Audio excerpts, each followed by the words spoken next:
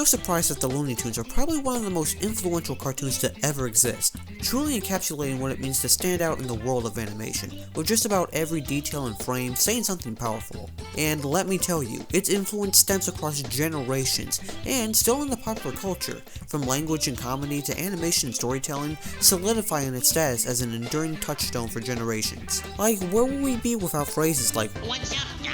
That's all, folks. I mean, these quotes are legendary, and these come from such amazing and iconic characters.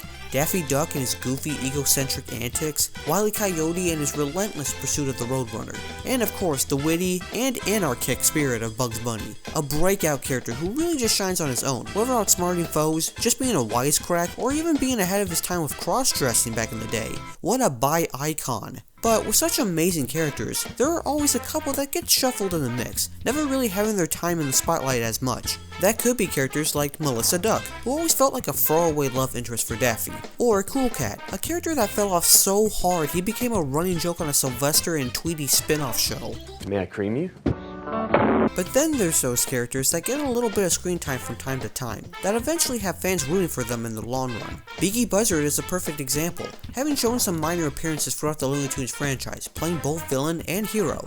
Then there's Petunia Pig, a character that was once just another one-note love interest female character for Porky, who got a major upgrade in the newest Looney Tunes movie, being an amateur scientist and also known for saving planet Earth, alongside Porky and Daffy. But then there's the characters that you see recurring in multiple Looney Tunes media, the ones that you know you've seen before and feel like they're mainstays in the franchise, yet never really reached the same heights as more popular tunes like Bugs and Porky. The ones that could definitely hold their own weight in a spin-off or in a top billing of a movie. And one major character comes to mind for me, a large, red-orange, hairy-looking major character. I mean, I could accept your giant menacing claws, your ferocious yellow fangs, and your large evil eyes. Are you kidding me?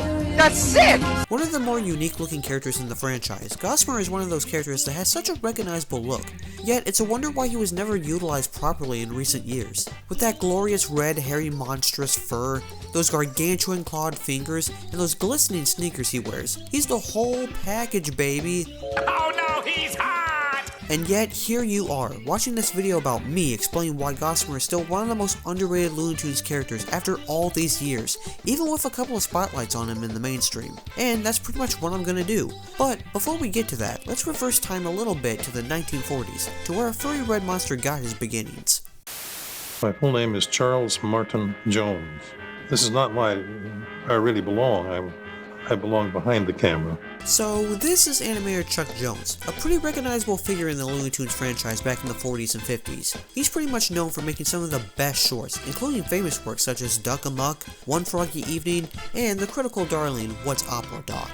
So, he's pretty much known for giving these Looney characters a big spotlight on the medium. So, naturally, when it was time to create a more spooky short, Chuck Jones created something more eerie in tone, along with writer Ted Pierce. So, in 1946, Hair Raising Hare was born, along with our favorite orange monster, Gossamer. Here, we see Bugs Bunny being lured into this castle by this female mechanical rabbit. Baby. Classic Bugs. Once inside, this evil scientist, parodying a very clear caricature of Peter Lorre, tries to persuade Bugs to stay, only for Bugs to realize the rattling of the nearby door and is eager to leave the castle. And don't think it hasn't been a little slice of heaven, because it hasn't. Then, we finally get to see our orange friend come out and ready to chase the rabbit. With a slew of memorable gags throughout the short, including Bugs breaking the fourth wall with his doctor joke, him pretending to be a stylist and giving Gossamer a manicure, this bit where Gossamer gets stuck in the knight's armor and ends up being canned in. Once Gossamer finally has Bugs in his grasp, via a rug gag, Bugs breaks the fourth wall again with this iconic scene. People! First off, we gotta talk about Gossamer's design. Instantly recognizable for his bright orange or reddish fur, sharp claws, and those stylish tennis shoes. It's a simple yet effective design that perfectly communicates his monstrous yet somewhat clumsy nature. He's imposing, but also has a certain endearing quality. Animator J.J. Siedelmeyer perfectly writes, "The other unique aspect that has always grabbed me about this particular cartoon is the design of the monster. Where do his hands and arms go when we don't see them? Why the sneakers? It's this sort of stuff that reminds me why I love good cartoons. You don't care about the stuff, you just enjoy it. It's also noted how twitchy and worried Bugs is at points throughout the runtime, knowing this is a far more formidable foe than the usual Elmer Fudd or Yosemite Sam. It also gave Bugs the great dynamic of outsmarting a menacing, yet ultimately pliable antagonist in a spooky setting. This established a foundational template for many subsequent Looney Tunes shorts that played on horror and suspense tropes with comedic flair. But while Bugs got more different antagonists to face off over the years, his next match with Gossamer would take place about 6 years later in 1952. Water Water Every Hair definitely rehashes the same gags and plot points as Hair Raising Hair, as we see Bugs being drifting away inside this new castle being run by a mad scientist, now resembling Boris Karloff, while Gossamer now has a more secondary role, a bit with short fingernails and this time an actual name. Yeah, Gossamer was just an unnamed monster in his first short. This time he's given his new actual name in... Come, Rudolph. Rudolph? What kind of lame-o name is that? Yeah, kinda glad that name didn't stick for him. So, like I said, the short borrows a lot from Hair Raising Hair, to this trapdoor, to Bugs praying, to Bugs now being a hairdresser and ruining Gossamer's top hair. I think the only new material we get from Gossamer is in this chemical room, with Bugs turning invisible and tormenting Gossamer, leaving him in a bite-sized version of himself, simply saying that he's done chasing Bugs around. So really, the main villain here is the actual scientist, who leaves him and Bugs in a slow, ether-like state, ultimately being foiled by being tripped over Bugs. Life's not fair. Life's not fair. While it is great to see Gossamer back, this was only just a slight remake of an already classic original from 6 years before. Must have been a nightmare. Oh yeah? That's what you think! So, with such a unique and compelling design, and a menacing but clueless nature, how come the writers and animators didn't do anything more with the overlooked monster? Could they only really think of one new original idea from him to make a new short in 6 years? And after that, how come they never really brought him back until 28 years later? Yeah, that's right, Gossamer didn't really come back until 1980. Well, technically speaking, he did make a cameo in Daffy Duck's Crackbusters as merchandise. Well, how about the simply adorable wind-up doll? Only Daffy would make something so scary look so adorable for a quick buck. But speaking of Daffy, that's where Gossamer makes his third appearance, this time with the official name of Gossamer. Duck Dodgers in the 24th and a half century! So Duck Dodgers is a pretty popular short, seeing Daffy take on Marvin the Martian with control over Planet X. For the sequel, Duck Dodgers and his loyal space cadet Porky go to an eggshell planet to locate some molecule for yo-yo polish. Yes, really. And find Marvin trying to destroy Earth, a bit only to solve Earth's fuel problem. Hey, nice looking toy you got there, kiddo. What else did your daddy give you for Christmas? Shut up! I'll fuck you up! Fuck you! Ah! Trying to get rid of Daffy, Marvin persuades him to visit Gossamer, to which Dodger accepts, thinking that he's a princess. So, do you guys actually know what Gossamer is exactly? Not the character, the actual Gossamer. It's a very thin piece of material, usually seen in sheer gauze or in cobwebs, so pretty much anything fragile or delicate. So, ironically, it's funny that this name is implied for this large, menacing, and destructive monster, and he definitely has a different art style here than his previous looks. So, naturally, Porky is here to save the day with some clippers, and nearly shaves the poor thing to death. There was nothing underneath. It just hair and sneakers. That honestly should be a new brand name for sneakers. I can see it now. I don't care how you get there. I don't care what you do to get there. So Porky and Daffy start fighting for some reason while Marvin actually has his chance to blow up Earth, with such a hilarious fourth wall break at the end. Don't worry, folks. After all, it's only a cartoon. Wow, what a great sequel to an already great theatrical short. And it was a treat seeing Gossamer back. I wonder what his next breakthrough will be. Oh.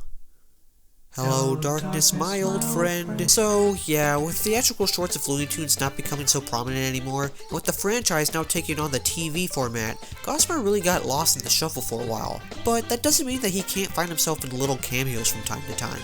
I mean, look at the early 90s classic Tiny Toons. We're tiny, we're toony. Con Baba Booey. Pretty much younger aspirations of popular Looney Tunes characters who go to school to learn to be more loony. You know, Buster Bunny, Bugs Bunny, Hampton Pig, Porky Pig, Sweetie Pie, Tweety Bird, Go-Go Dodo, Yo-Yo Dodo. Oh, he was probably part of the yo-yo polish problem. Anyway, Gossamer sees himself in 2 episodes of this cartoon, the first spoofing a parody of Star Trek, where a smaller version of him, known as the Hair Monster, inhabits the sculpt-like planet of hair and tries to shave away Plucky and the gang. The second happens to be in Tiny Toons' Halloween special, where Gossamer plays the role of Frankenstein's monster, Elmira being Frankenstein herself, and goes ballistic with the love and cutesy tendencies Elmira has. I'm gonna love you and squeeze you and dress you up like Heather Locklear. Honestly, this is probably one of the funniest things I've ever seen in Tiny Toons. Seeing one of the most annoying characters on the show being tormented by her own creation is downright hilarious. I'll go wash up. And the voice they give Gossamer here, being the sarcastic, boyish teddy bear, is so great. What a highlight in the special. It's the big bad Mr. Wolfie Head. Bad wolf. Bad, bad, bad.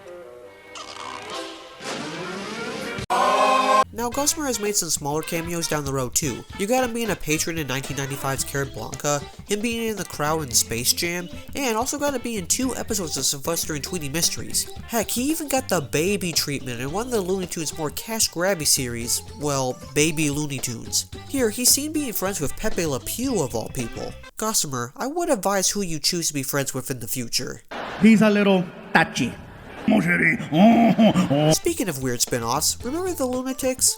I'm so unbelievably disappointed right now. Here, we see a little orange fellow that goes by the name Gorlop, descended from the planet Gossamer. Is that also a sculpt-like planet made of hair? Gorlop takes on Slam to see who will win a death match and claim the winner, with Gorlop increasing power and size whenever he's hit, but decreasing in size when he misses an attack. I mean, you can't help but feel sympathy for the little guy. Also, the guy who runs this tournament is a human version of Pepe Le Pew. Oh my goodness, come on, you gotta be kidding me. Now, not all cameos are finalized. Gossamer was supposed to be in the live-action hybrid movie Looney Tunes Back in Action, but was cut into a now-deleted scene where he was supposed to be given a makeover by Jenna Elfman. Sad really, cause I actually enjoy Back in Action more than Space Jam. Nah, come on guys, put the pitchforks away please, that's pretty reasonable. Look, while we may not have gotten Gossamer in this severely underrated movie, we did get a little more of him in this 2006 direct-to-DVD special, Bah Humduck, with the furry monster as a security guard of Daffy Duck's superstore. This time, he takes more of a gentle giant kind of role, not seen as a villain, and just trying to do his best at the store. Hey, Fud Faith, don't forget to punch out. Gossamer has also ventured into the world of video games too. You got Looney Tunes Racing, Acme Arsenal, and more recent games like Looney Tunes Dash and World of Mayhem. But the 2010s through now is probably the best time to be a Gossamer fan. Case in point, The Looney Tunes Show, airing on Cartoon Network in 2011. Following a more suburban sitcom format, this show definitely is a huge departure from previous installments. Bugs and Daffy are roommates in a nice home, or Daffy is just mooching off Bugs' success. Speedy owns a pizzeria. Lola got a total revamp from being just eye candy to an obsessive girlfriend who chats a lot. And then there's Gossamer, a large, furry orange monster who's not scary in any possible way. Hi Kyle. Hi Jason. Hi Emily. What's up, Trevor? Hi, Maya. Instead, he's now a shy, timid, and kind-hearted teenager who lives with his mother, Witch Lisa. Always getting bullied, considered a nerd, loves the scene, likes to play water polo, and tries to be class president. And probably the most confusing, he actually has a great dynamic with Daffy Duck of all characters. Daffy kind of becomes this mentor for the monster, and in some cases, even a father figure, who actually shows some kindness, although with hesitation. In fact, Gossamer is probably one of the sweetest characters on the show, a stark contrast from his previous roles. Every episode he's in, you want to root for the big guy. His relationship with Bugs is more down to earth. He actually gets a lot more interactions with other characters, like Lola Bunny for instance. And yes, this is the same voice actor that plays Darwin on Gumball. Gumball, this game is like life. For a show that definitely changed up the formula, this was definitely a great change they made. But then again, I am kinda glazing the monster this whole video, so you caught me. You got me. Now, starting in the 2020s, there's been new Looney Tunes shorts airing, and what do you know, Gossamer has a couple of episodes under his belt. Big League Beast follows the usual Bugs formula, with Bugs trying to use the scientist's castle's electricity to watch a baseball game, with Gossamer here to shoo him away. There's tons of newer material, with Bugs burrowing inside Gossamer's fur, giving Gossamer new shoes, a lot of baseball gags, you name it. Plus the redesign of Gossamer looks so good, the mix of his original appearance with a modern twist makes him look menacing and a little huggable at the same time. Keep in mind, this segment won an Annie Award for Best Storytelling in TV and Media. Gossamer also shows up in Pain Rent, with a scientist recruiting him to capture an animal for an experiment, and Bugs just happens to be the first one he finds, although Bugs sees him as a new roommate. Not a whole lot of gags that are memorable per se, but anything with Gossamer is a thumbs up for me. Time for Betty Bye. Oh, and if you also have a toddler on your hands, you can probably watch this weird preschool show, Bugs Bunny Builders, where Bugs Bunny and friends work on construction. You know, if your children love construction and blueprints for some reason. Oh, and Gossamer shows up with another speaking voice. That's me! That man's an imposter! Oh, and another bonus, albeit quite pointless bonus, Gossamer is a renown effect in multiverses. Remember multiverses? Remember that fun game? Oh, the devs definitely made that game pretty successful and thriving, right? Now, his recent cameos in Animaniacs and Tiny Toons Looniversity are pretty good, and deserve to be recognized. But, come on, if you know anything about this lovable monster, then you know I'm missing out one major piece of media he's in. Space Jam! New Legacy. Boo! Look, however you feel about this movie, there's one thing for certain. This movie really gave Gossamer his deserved break. This man is part of the Toon Squad now, baby! This is the big leagues! Honestly, with such a huge array of iconic characters, the fact that Gossamer got to stand with them and actually play on the team is a big deal. You know, for us Gossamer fans. And this man's got a good amount of screen time too, and it's pretty much just more material with his orange fur. Being pulled out for pom-poms, this moment where he gets burned by the Goon Squad, then getting his revenge by absorbing said member. Gossamer, I say he's the quicker picker-upper. And yeah, he looks great in CGI, and he's got that lovable giant personality that really works for him when he's not being an antagonist. This is the Gossamer that I truly admire. He really has seen a bit of resurgence in various Looney Tunes productions, which is fantastic. It's a testament to his enduring appeal and the unique niche that he fills in the Looney Tunes universe. He proves that even a monstrous character can be endearing, funny, and surprisingly complex. But even with all that resurgence, and multiple Warner merchandise from t-shirts and ball caps and plushies, the lovable hairball still doesn't seem like he gets the credit that he deserves. After all, back then, he was still just a one-note villain in a sea of antagonists that Bugs challenges. But it's his overall unique appearance and personality that truly makes him shine. He's usually depicted as a minion or guardian, often under the command of witches or mad scientists, but he often displays moments of shyness, fear, or even a childlike innocence. This unexpected vulnerability adds layers to a Gossamer that could easily be one-dimensional. Like, just think about his interactions with Bugs Bunny. While he's supposed to be menacing, Bugs often outsmarts him with little effort, sometimes even befriending him or playing on his timid side. These moments shine Gossamer's comedic potential and his role as a lovable foil. He's not just a monster, he's a monster who can be easily flustered or even a little bit silly.